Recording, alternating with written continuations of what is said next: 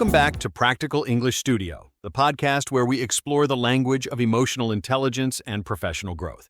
I'm your host, Chris. In our first few episodes, we've built a foundation. We started by reframing emotions as vital information, then dove into interoception, our hidden sixth sense for understanding our body's signals. Last time, we touched on the NVC model for mastering professional interactions. If you missed those, I highly recommend going back for a listen. Today, in Episode 4, titled The Power of the Pause from Reacting to Responding, we're taking the next logical step, from sensing to presence. We're talking about mindfulness and how to turn off the autopilot that so often runs our lives. And to guide us, I'm thrilled to welcome back expert coach Jessica. Jessica, welcome. Thanks for having me, Chris. It's a pleasure to be here.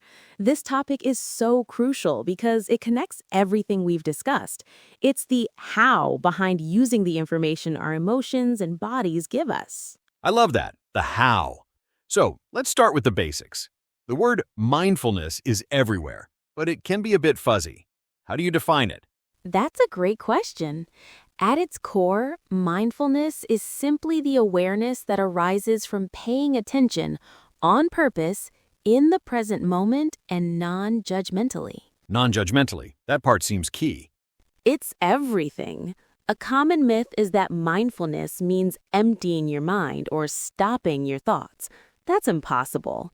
It's about changing your relationship with your thoughts. It's about observing them without getting swept away. Which sounds like the opposite of what you call autopilot mode. What do you mean by that? Autopilot is our brain's default setting for efficiency. Think about driving a familiar route. You arrive at your destination with little memory of the actual journey. Your mind was elsewhere. That's autopilot. It's useful for simple tasks, but when we live our entire lives that way, in meetings and conversations with our families, we miss everything. We're reacting, not responding, and that's where the real cost is. When we are on autopilot in our interactions, we miss the chance for genuine connection. We might be physically present with a colleague or a loved one, but we're mentally absent. Over time, this creates a sense of a non-meaningful life, where days blur together without impact. It can breed resentful feelings because we feel unseen, and a general unhappiness because we're not truly participating in our own lives. That's a powerful distinction, reacting versus responding. Could you give us a few more examples of what autopilot looks like in a typical professional's day? I think many of us are so used to it, we don't even recognize it. Of course, autopilot can be subtle. It's when you're in a video call and you suddenly realize you have no idea what was just said because you were mentally running through your grocery list. It's the immediate, reflexive yes to a new project request before you've even considered your current workload. Or it's that flash of intense irritation when a simple notification pops up, a disproportionate reaction because you're already running on a frayed, unconscious script. To make this even more tangible, let's take receiving unexpected, critical feedback. The autopilot reaction is often defensiveness, a classic mobilization state, and we'll break down exactly what that means in a moment. Your heart rate climbs, your mind starts racing to form a rebuttal. Instead, mindfulness allows you to pause. First, you observe the physical sensation, the heat in your face, the tension in your shoulders. You describe it internally. This is a stress response. You practice non-judgmental acceptance. It's okay to feel this way. Then you use a grounding technique, like focusing on your feet on the floor, to signal safety to your nervous system. From that calmer, more regulated state, you can engage with the feedback constructively. That's a fantastic, tangible example. It transforms the feedback from a personal attack into a data point you can work with. In any conversation with colleagues, being able to regulate your emotions under pressure like that is game-changing for the team's culture. It builds trust and creates psychological safety for everyone. Exactly. And it's not about perfection, it's about practice. Over time, this practice builds what's known as vagal tone. A higher vagal tone means your nervous system becomes more resilient and flexible. You can move out of that calm social engagement state when you need to meet a deadline, for instance. but you can also return to it much more quickly and easily afterward, instead of getting stuck in a state of chronic stress. It fundamentally changes your baseline. Reacting, not responding. That really lands. It feels like this isn't just a philosophical idea. There's real science behind how mindfulness can pull us out of that state. How does this practice actually change our brains? Absolutely. The research is extensive, much of it stemming from mindfulness-based stress reduction, or MBSR, programs. It all comes down to a concept called neuroplasticity. Neuroplasticity. I've heard that term. It means our brains aren't fixed, right? They can change. Exactly. What we practice grows stronger. Regular mindfulness practice physically changes the brain. For instance, it strengthens the prefrontal cortex, which is our hub for decision-making and emotional regulation. It allows us to pause and choose our response. It also increases gray matter in the insula. This is fascinating because the insula is the brain region responsible for interoception, that body awareness we talked about in episode 2. It literally makes you better at sensing your internal state. Okay, so it connects back directly to interoception. What about our emotional alarm bell, the amygdala? It shrinks it. The amygdala, our fight-or-flight center, becomes less reactive. This means external events are less likely to trigger an immediate, overwhelming stress response. The practice of mindfulness physically rewires our brain for more calm and less reactivity. That's incredible. So it's like a workout for your brain. Given these benefits, why are so many of us stuck in this autopilot trap, especially in our busy professional lives? It's partly due to what neuroscientists call the default mode network. It's the wandering mind.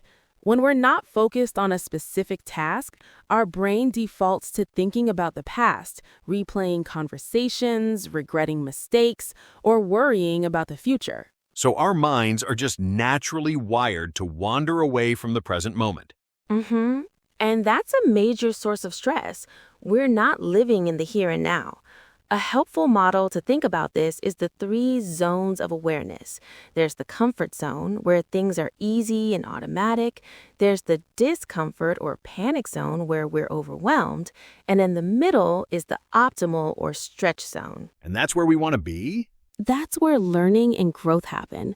Autopilot keeps us stuck in the comfort zone, while unchecked stress throws us into the panic zone. Mindfulness is the skill that allows us to recognize where we are and gently guide ourselves back to that optimal zone, where we are present, engaged, and effective. This is making so much sense. But talking about it is one thing. How do we actually practice it? What are the core skills, or as you call them, the pillars of mindfulness? I break it down into 5 key pillars. The first is observation. This is simply noticing your internal experience, your thoughts, feelings, bodily sensations, without getting caught up in them. Like watching clouds pass in the sky, you're not the cloud, you're the sky. Exactly. The second pillar is describing. This is putting a label on what you observe. For example, instead of getting lost in a spiral of worry, you can simply say to yourself, this is worry. Or, I am noticing a feeling of tightness in my chest.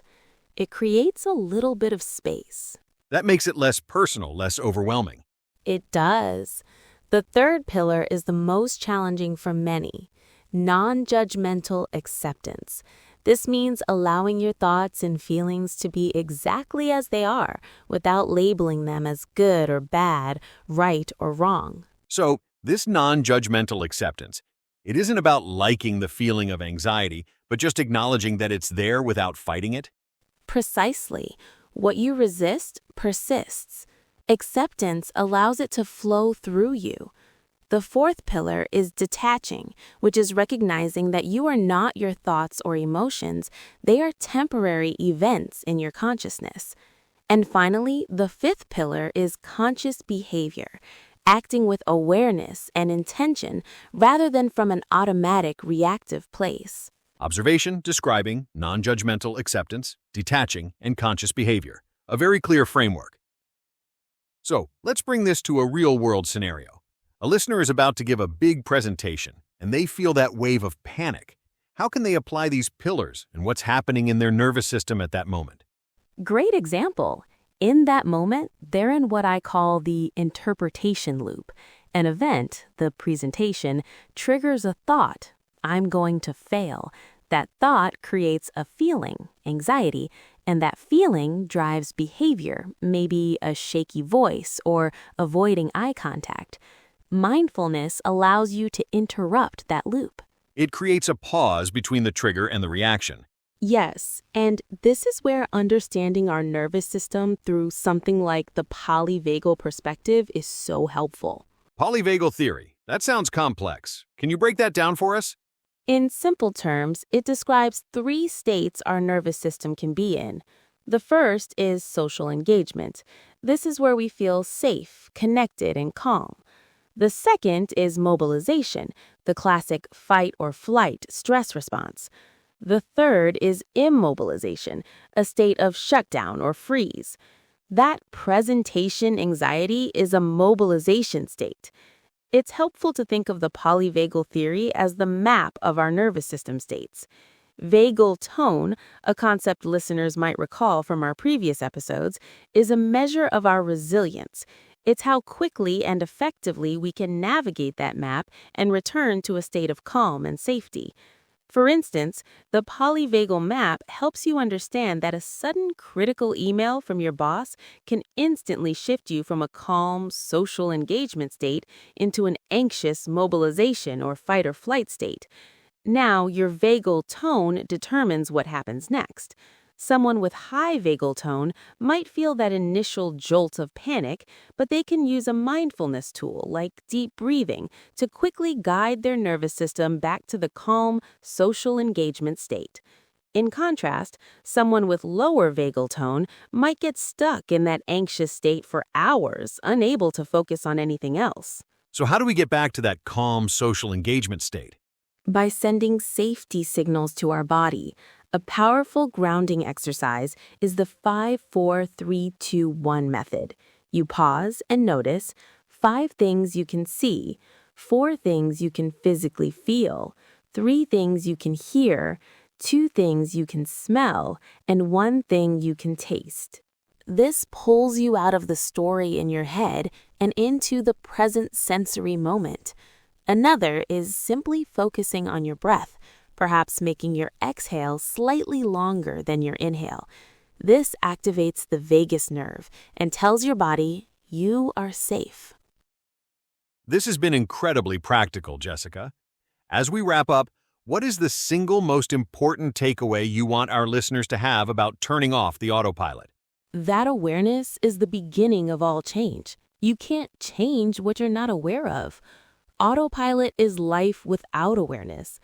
I like to use the metaphor of a ship. Without awareness, you are just drifting at the mercy of the currents. Awareness is the rudder of your ship. It allows you to steer with purpose, even in stormy seas. Awareness as the rudder of your ship. That's a powerful image. So, for someone listening who feels inspired but maybe a bit overwhelmed, what's a simple first step? A small call to action? Don't try to meditate for an hour. Just start small. Sometime today, deliberately pause. You can even put your hands on your belly and take 3 full, deep breaths. Start the inhale so you can feel your belly expand first. Then let the breath fill your chest. Follow that with a long, slow exhale, feeling your stomach retreat. Just 3 of those, from beginning to end. That's the practice. You're building the muscle of awareness, 1 breath at a time. 3 breaths. Everyone can do that. Jessica, thank you so much for sharing your expertise. This has been invaluable. My pleasure, Chris. Thanks for the great conversation. And to our listeners, thank you for joining us. The skills of mindfulness are foundational to what we'll be discussing next time, the art and science of attention and focus in a world of distraction.